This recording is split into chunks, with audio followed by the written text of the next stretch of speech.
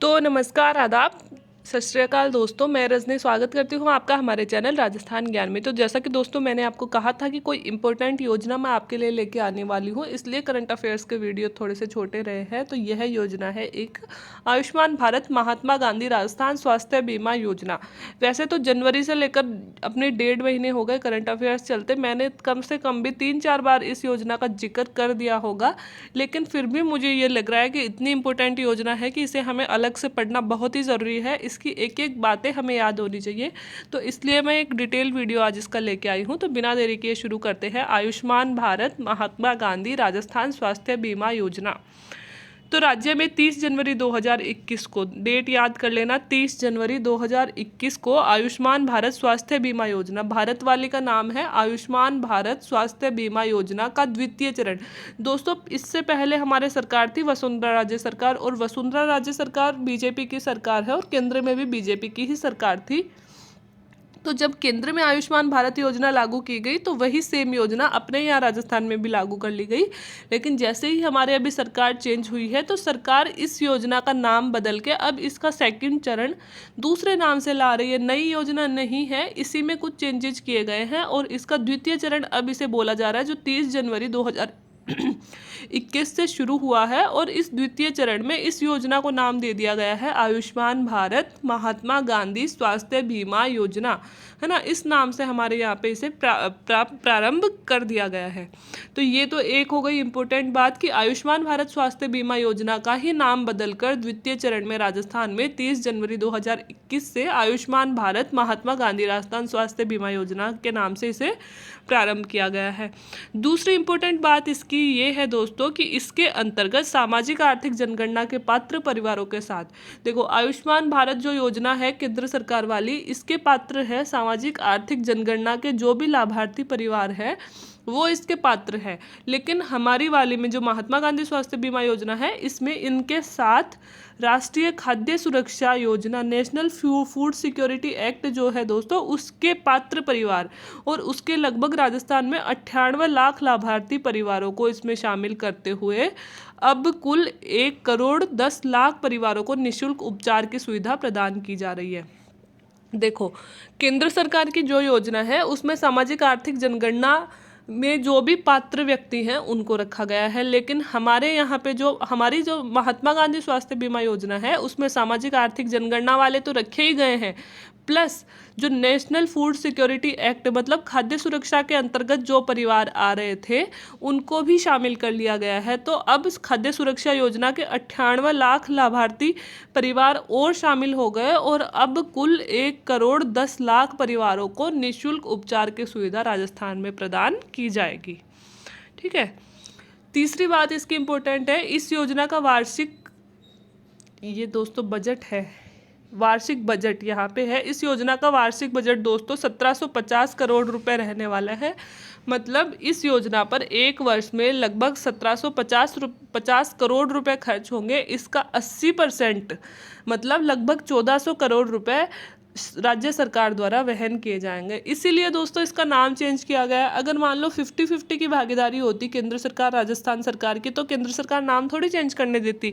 लेकिन भागीदारी कितने की है, 20% दे रही है केंद्र सरकार और 80% दे रही है राजस्थान सरकार। इसलिए राजस्थान सरकार ने अपनी मर्जी के अकॉर्डिंग इसका नाम में महात्मा गांधी और जोड़ दिया है।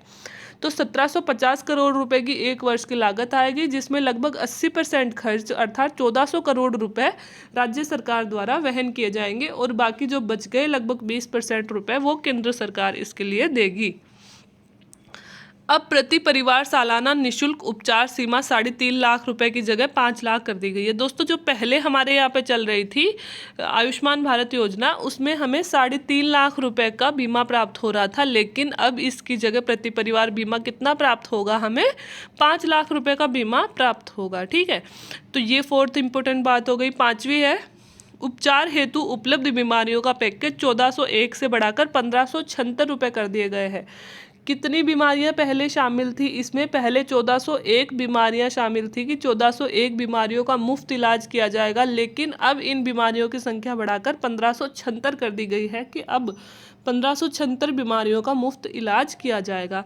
तो एक ये इम्पोर्टेंट बात हो गई। ठीक है, अब सामान्य बीमारी हेतु 50,000 तथा गंभीर बीमारी हेतु 4.5 लाख रुपए तक का निशुल्क इलाज उपलब्ध होगा। देखो, सामान्य बीमारी होती है तो उसके लिए हमें 50,000 रुपये मिलेंगे, और गंभीर बीमारी होती है तो अगर एक ही व्यक्ति बीमार है तो उसके लिए हमें 4.5 लाख रुपए तक की आर्थिक सहायता, मतलब निशुल्क इलाज उसका प्राप्त होगा।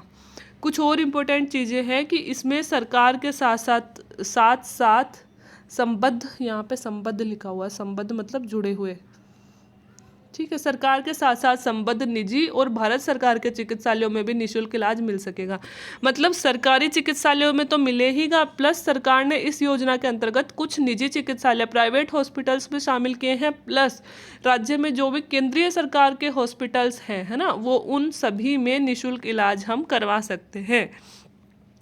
एक अच्छी बात यह है दोस्तों कि अस्पताल में भर्ती होने से 5 दिन पहले, जिस दिन हम अस्पताल में भर्ती होते हैं उसके 5 दिन पहले से अगर हम बीमार हैं और हमारा खर्चा हो रहा है तो वो खर्चा भी इसमें इंक्लूड होगा, प्लस अस्पताल से डिस्चार्ज होने के 15 दिन बाद तक का खर्चा भी राज्य सरकार ही वहन करेगी। इवन एम्बुलेंस भी राज्य सरकार ही हमें लाने ले जाने के लिए उपलब्ध करवाएगी। तो अस्पताल में भर्ती होने के 5 दिन पहले प्लस डिस्चार्ज के 15 दिन बाद तक का चिकित्सा खर्च इस निशुल्क पैकेज में सम्मिलित होगा।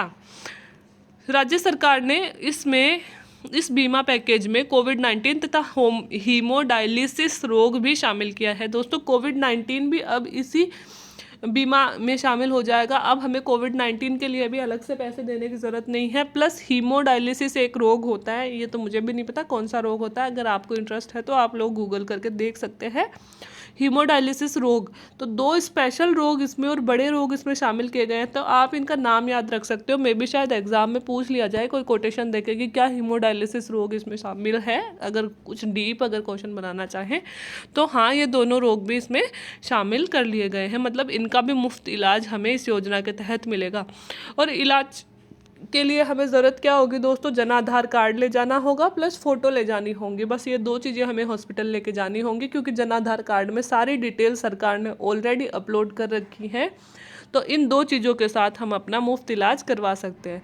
तो ये थे दोस्तों स्वास्थ्य बीमा योजना के पूरे जो भी उपबंध हैं। इसके अलावा मुझे नहीं लगता स्वास्थ्य बीमा योजना में कुछ बचा है। सबसे पहले इसका नाम आयुष्मान भारत महात्मा गांधी राजस्थान स्वास्थ्य बीमा योजना, पहला चरण वसुंधरा राज्य सरकार में आयुष्मान भारत स्वास्थ्य बीमा योजना के नाम से प्रारंभ किया था। अब गहलोत सरकार ने 30 जनवरी 2021 को दूसरा चरण महात्मा गांधी नाम इसमें ऐड करके प्रारंभ किया गया है। इसके अंतर्गत सामाजिक आर्थिक जनगणना प्लस राष्ट्रीय खाद्य सुरक्षा योजना के, है ना, लाभार्थी भी शामिल कर लिए गए हैं। और कुल 1,10,00,000 परिवार, व्यक्ति नहीं परिवार को अब निःशुल्क इलाज इसके तहत मिल रहा है। 1750 करोड़ रुपए 1 साल में खर्च होंगे, जिसका 80% खर्च राजस्थान सरकार उठाएगी प्लस 20% खर्च केंद्र सरकार उठाएगी।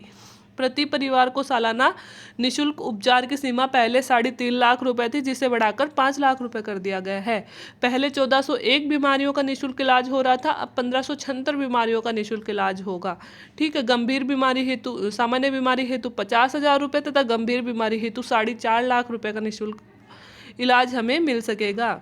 सरकार के साथ साथ संबद्ध निजी सरकार के चिकित्सालयों में भी निःशुल्क इलाज हमें उपलब्ध हो पाएगा। मतलब सरकारी चिकित्सालयों में, प्लस सरकार ने इस योजना के अंतर्गत कुछ निजी चिकित्सालय भी जोड़े हैं उनमें, प्लस केंद्र सरकार के वे चिकित्सालय जो भारत में हैं, मतलब राजस्थान में हैं, उनमें। ठीक है, इनमें मुफ्त इलाज मिल पाएगा। भर्ती होने के 5 दिन पहले प्लस डिस्चार्ज के 15 दिन बाद तक का इलाज इस पैकेज में शामिल होगा। कोविड-19 प्लस हीमोडायलिसिस रोग भी इसमें शामिल किया जाएगा, और इलाज के लिए स्वयं का जन आधार कार्ड और फोटो ले जाना अनिवार्य होगा। तो ये थी दोस्तों हमारी इस योजना की इम्पोर्टेंट बातें। उम्मीद है कि आपको पसंद आई होंगी। मुझे नहीं लगता कि इस योजना में से अब क्वेश्चन बनेगा तो आप कोई क्वेश्चन गलत करोगे। इसे लिख लेना, बार बार याद कर लेना, क्योंकि 100% करंट में से क्वेश्चन बनेगा। तो ये बहुत बड़ी योजना है, तो इसमें से क्वेश्चन बनने की संभावना ज़्यादा रहेगी। तो वीडियो देखने के लिए थैंक यू वेरी मच।